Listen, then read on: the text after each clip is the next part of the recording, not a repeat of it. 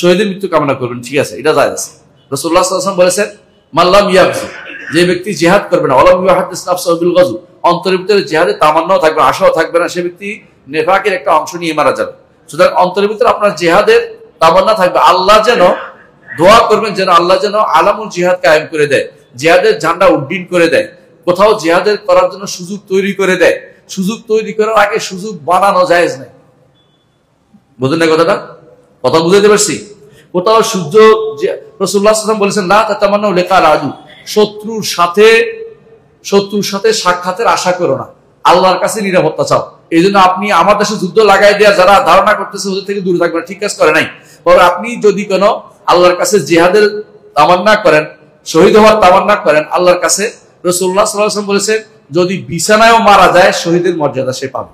সুতরাং আপনি এটা ভালো জিনিস, কিন্তু তাই বলে কয়েকজনে মিলে জিহাদ শুরু করে দিয়ে বোমা ফাটাই না জায়গায় জায়গায়, এগুলো শরীয়ত অনুমোদিত না, এটা হারাম কাজ, এটা জিহাদ নয়, এটা হলো কি সন্ত্রাসী কর্মকাণ্ড, ইসলাম এটাকে অনুমোদন করে না। আপনি 10 জনের বোমা ফুটাইলে কি ইসলাম কায়েম হয়ে যাবে? কিচ্ছু হবে না। এখানে বড় ইসলামের উপর দিয়ে আরো ব্লেম আসবে, সারা বিশ্বের লোকেরা আমাদের উপর দিয়ে আক্রমণ করবে, আমাদের এই রাষ্ট্র চারপাশে শত্রু বেষ্টিত। এখানে এই জাতীয় জিহাদের চিন্তা ভাবনা বন্ধ করে দেন। এখানে এলমি জিহাদ দরকার, কলমে জিহাদ দরকার, ইন্টেলেকচুয়াল ওয়ার দরকার।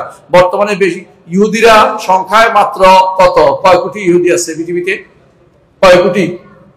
কোটিও নাই, কোটিও নাই, মানে আরো কম, বুঝছেন তো? অনেকে 2 কোটি বলে, আচ্ছা মানলাম 2 কোটি, কথার কথা, আসলে এটি ইহুদি না, বিভিন্ন রকম নাস্তিক আছে এর মধ্যে। তো এরা কিন্তু দেখেন মানুষ কম, কিন্তু সারা বিশ্বের মানুষের তারা 2 কোটি, সারা 700 কোটিতে চালাইতেছে ইন্টেলেকচুয়াল বুদ্ধি দিয়ে। আপনি এলএম দিয়ে মানুষকে তৈরি করেন, এটা বড় জিহাদ। মনে রাখবেন, এলএম বড় জিহাদ, সবচেয়ে বড় জিহাদ হচ্ছে এলএম। যখন যুদ্ধ দাঁড়িয়ে যাবে তখন যুদ্ধে যাবেন, আগ পর্যন্ত আপনার জিহাদ হবে এলমের জিহাদ। কথা বুঝতে পারছি? এটা হচ্ছে নিয়ম, শরীয়তের নিয়ম বলে দিচ্ছি। আপনারা বাড়াবাড়ি করে কেউ যদি কোনো বাচ্চা বলে আমি এখন জিহাদে চলে যাবো, গন্ডগোল লাগাই হানাহানি মারা লাগে, হারাম, এটা কখনো জায়েজ নয়। এটা জিহাদ নয়, এটা সন্ত্রাসী কর্মকাণ্ড, এটা ইসলামে জায়েজ মনে করে না। যে কোনো সময় মনে রাখবেন এটা।